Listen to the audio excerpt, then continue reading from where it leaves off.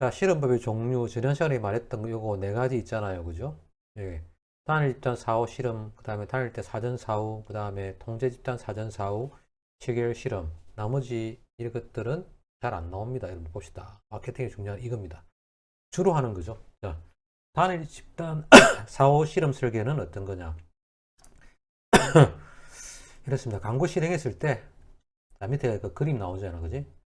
설명되어 있는 요거를 그림 한번 보자. 단일 집단 실험 설계에서 사후 실험 설계. 그러니까는 광고 이후에만 실험을 하는 거지. 네, 그래서 광고 실행 이후에만 어떻습니까? 반응을 갖다가 알아보는 거. 예, 그게 뭡니까? 단일 집단 사후 실험 설계입니다. 그지? 예, 됐고. 사전 측정 필요 없는 신제품의 테스트라든지 구매 의향 조사 이런 거 있잖아. 이런 탐색적 조사에 많이 사용된다. 자, 그 다음에 단일 집단 이제 사전 사후 실험 설계. 그러니까 광고 시행 전에도 뭡니까? 한번 물어보고 반응을 또 광고 이후에도 반응도 물어봅니다. 그래서 사전 사후 다 보는 거죠. 그래서 하나의 집단에 광고 실시 전에 제품에 대한 반응 측정하고 후에도 측정해서 비교하는 거. 근데 광고 효과 있는가 없는가 보는 것이고. 자, 그 다음 통제 집단 사전 사후 실험 설계. 자, 통제 집단은 어떻게 하냐? 두 개 집단으로 합니다. 하나는 실험 집단, 대상이 되는 실험 집단이고, 하나는 통제 집단, 그지? 우리가 예를 들어 광고 같은 경우는 여기 실험 집단은 광고를 보여주는 거고, 통제 집단은 실험을 안 보여주는 거잖아, 그지? 자, 실험 집단. 자, 실험 집단은 광고 실행 뭡니까? 이전하고 이후의 반응을 변화 분석하고, 그지? 그 다음에 통제 집단은 아예 광고를 안 보여줬는데, 이 광고 실행했을 때, 그지? 이 사람들 모를 거 아니야, 통제 집단은, 그지? 이 반응을 봅니다. 예. 그래가지고 어떻습니까? 실험 집단하고 통제 집단의 차이가 있는지 없는지, 진짜 어떻습니까? 광고의 효과를 볼 수 있는 거지, 그지? 됐죠? 예, 됐고. 그 다음에 시계열 실험 설계. 이렇습니다.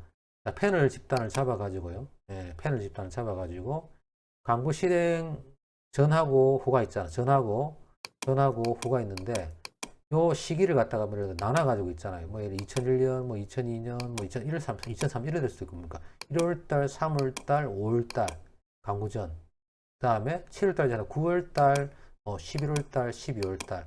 어떻습니까? 광고 실시 전 이후에 뭡니까? 변화를 갖다가 추적 분석할 때 사용합니다. 그래서 시결 실험 설계는 실험 대상자 패널에 대해서 광고 실시 이전과 이후의 제품 반응을 여러 차례 측정해서 반응의 변화를 추적 조사하는 방법. 예, 시간적으로 어떤 차이가 있는지, 계절적 어떤 영향이 있는지 없는지, 그지? 월별로 또 봄이나 여름이나 가을에 따라 다를 수도 있고, 그지? 특정하게 뭐 이 시기에 예를 들어서 뭐 어떤 국가적 행사가 있다. 뭐 올림픽이나 월드컵이 있다 했을 때 다를 수도 있잖아. 그지? 예, 그런 것들도 임팩트에 의해 가지고 있는지 없는지 알 수가 있는 겁니다. 됐죠? 다음 페이지. 자료 종류는 앞에서 잠시 말씀드렸다시피 1차 자료, 프라이머리 데이터, 조사자가 직접 수집한 자료. 네. 우리가 2차 자료가 없을 때는 직접 설문지 만들어 가지고 조사 항목을 갖다가 개발해 가지고 직접 조사합니다. 그래서 직접 조사 자료라고 그러고, 이때 나온 자료 로우 데이터, 원자료라고 합니다.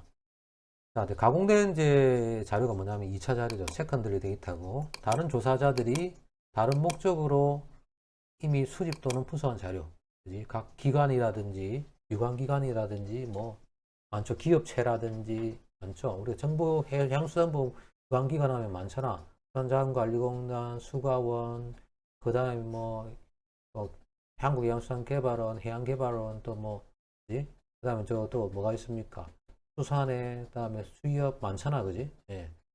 이런 것들 각 집단에 갖고 있는 난데 조사된 만들어진 자료도 있을 거 아니야, 그지? 그런 것들이죠. 그래서 자료도 크게 두 가지로 나눠집니다. 하나는 내부 자료, 하나는 외부 자료로 나눠지고, 내부 자료는 내부에 있는 자료잖아. 회사를 경영하는 과정에서 생산된 자료입니다. 그래서 생산이랑 판매랑 영업보고서, 재무제표 같은 거지. 외부 자료는 어떻습니까? 다른 기관이 생산한 자료입니다. 예를 들어서 정부의 통계 또는 발표 자료 또는 연구소 보고서라든지 신문, 잡지, 기사 이런 것들이 있잖아, 그렇지? 우리 인터넷 들어가도 많잖아요, 그지? 예, 그런 게 있습니다. 시기별로 우리가 자료를 만드는 접하는 직접이냐 간접이냐에 따라서 이렇게 달라지고요, 그지? 자, 또 밑에 거 좀 더 자세히 보면 1차 자료는 직접 조사 자료라고 그러고 2차 자료는 뭐 기존 자료를 갖다가 가공 편집, 그지? 한 거지. 정리한 거, 그지? 그래서 직접 조사자 1차 자료는 뭐 관찰을 했을 때 만들 수도 있고 관찰을 통해서도 만들어지고 면접을 통해서 실험을 통해서 서베이를 통해서 할 수 있는데 면접을 통해서 하는 것 중에서 집단 면접법과 개인 면접법으로 나눠지거든. 집단 개인을 갖다 묶어가지고 5, 6명씩 이제 3, 4명씩 묶어가지고 할 수 있는 면접법이 브레인스토밍, 그 다음에 표적 집단 면접 FGI라고 하는데 포커스 그룹 인터뷰라고 하는 거, 그 다음에 델파이 요건가?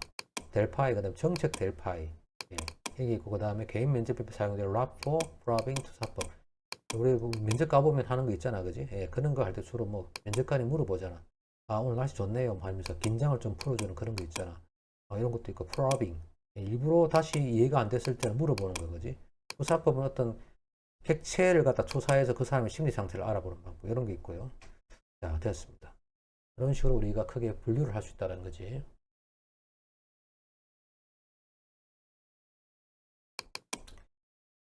자, 1차 자료 수집 방법에는 관찰법, 소배법, 실험법, 면접법이 있는데 이 중에서 우리가 면접법, 아까 앞에서 말했다시피 면접법을 다시 한 번 더 보자. 개인 면접, 아까 말했잖아, 그지? 라법, 프로빙, 투사법이 있는데 면접할 때 날씨, 취미, 유머 등 먼저 긴장을 완화하고 부드러운 분위기를 조성해서 친근감 형성해가지고 그 사람이 어떤 가진 어떤 면접할 때 감추어진 특성들을 좀 더 보다 잘 끄집어내기 위해서 하는 거죠. 라뽀라 그러고. 그다음에 프로빙, 묻는 거잖아. 응답자의 답변이 불분명할 때 이 사람이 자기 자신을 감추려고 하잖아, 그지? 그래서 한 번 더 질문하는 케어 묻기입니다. 그래서 응답자의 말을 반복하거나, 아, 그래, 이런 식으로, 본인이 그 사람 답을 해. 그러면 또 뭡니까? 지금 면접자가 이러죠. 방금 본인이 뭐라고 했는데, 라면서 다시 한번 얘기를 해주시라든지 이렇게 할 수가 있습니다. 그러니까 여러분들 잘해야 되겠지, 그지? 자, 반복하거나 고개를 끄덕이며 자연스럽게 유도하거나 이해되는 것처럼 끄덕이 하는 거, 그다음에 추가적인 질문을 던지죠. 고개 끄덕끄덕 거릴 때는 분명히 질문 들어온다고 봐야 되겠지, 그지? 이해하는 것이 아니고. 자, 투사법, 프로젝티브 메서드. 자, 단어나 문장, 그림, 이야기 등 간접적인 자극을 제공해서 응답자의 진솔한 답변을 얻는 방법. 진솔한 답변. 그지? 그래서 단어를 갖다가 연상하는 단어 연상법. 그지? 단어를 보고 가장 먼저 떠오르는 단어 생각하시오. 문장을 연습. 나는 뭐를 가장 좋아한다. 그지? 그림 묘사법. 그림 보고 답변해봐라. 역할 행동법. 상황을 보고 물음에 답변해라. 이야기 완성. 다음 이야기를 읽고 남은 이야기 완성. 주로 우리가 보면 뭐 언어 치료, 심리 치료에서 좀 투사법 같은 거지 많이 사용되죠, 그지? 됐고. 자, 그 다음에 집단 면접. 집단 면접에는 크게 브레인스토밍, 표적 집단 면접, 델파이, 그 다음에 정책 델파이. 브레인스토밍. 머릿속에서 생각나는 거 다 끄집어내는 거잖아. 자, 이거 뭐야? 직원, 전문가, 이해관계자들이 모여서 특정 주제에 대해서 아무런 형식 없이 난상 토론. 내가 막 화이트보드 같은 데다가 막 뭡니까? 포스트잇으로 단어 같은 거 막 갖다 붙여가지고, 그지? 네, 그거 가지고 막 아이디어를 갖다가 끄집어내는 거지. 예. 됐고, 일종 아이디어 회의다. 그다음에 표적 집단 면접법, 포커스 그룹 인터뷰인데, 응답자 집단을 다양하게 8명에서 12명 구성하면, 그래서 예를 들어서 뭐 이렇게 방이 있다 그러면, 여기 있다 그러면, 사회자가 요게 있고, 그 다음에 양쪽에 3명 이런 식으로, 4명 이런 식으로, 상대편이 A편, B편으로 해가지고 서로 전문가들은 전문가들인데 뭐 학계 대표, 그 다음에 기업 대표 이래가지고 서로 상반되는 주장을 갖다가 막 유도합니다, 사회자가. 자, 이거 할 때는 막 녹음하고 촬영도 합니다. 그래서 핵심적인 단어를 끄집어내가지고 아이디를 도출하는 겁니다. 그래서 응답자 집단을 다양하게 구성한 다음에 특정 주제에 대해 장시간 토론해가지고 정보를 얻는 기법이고, 이 브레인스토밍과 다른 거는 FGI는 전문 지식을 부여한 사회자, 이 사회자가 고도의 전문 지식을 가져야 되고 앉아가지고 토론 방향 제시하고 키워드를 끄집어냅니다. 그지? 그 다음에 델파의 기법이 뭐냐? 특정 주제에 대해 가지고 전문가 집단을 구성하면 전문가 집단 구성해가지고 예를 들어 뭐 수산 뭐 어촌 전문가, 수산 유통 전문가 뭐 이런 게 있잖아. 수산 가공 전문가 이런 식으로 해가지고 이 사람들한테 일단은 뭡니까? 의견을 갖다가 먼저 수집합니다. 그래서 첫 번째는 설문지 발송해가지고 답변해 달랍니다. 그러면 어느 정도 답변이 나오잖아. 그러면 이 답변된 수집서, 답변서를 가지고 두 번째 어떻습니까? 요에게 보내주고 다시 거기에 대해 어떻게 생각하느냐?